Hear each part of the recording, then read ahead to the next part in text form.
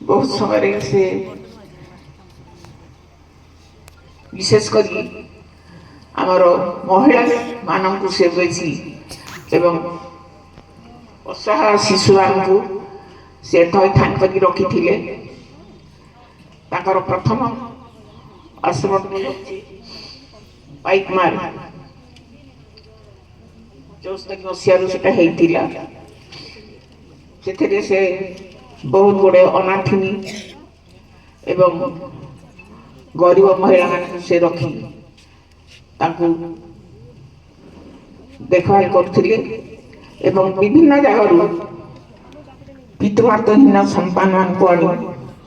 सेठी रखिथिले। से सदा सर्वदा महिला एवं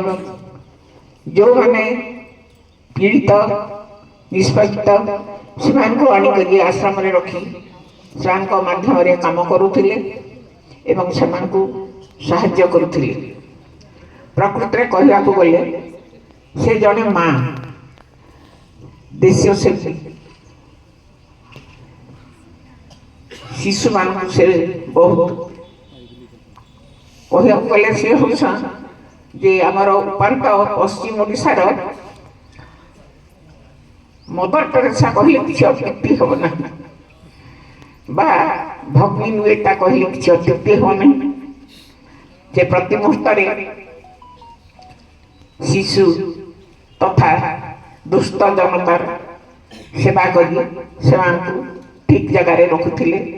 एवं सरकार सहायता आनी से देखुले।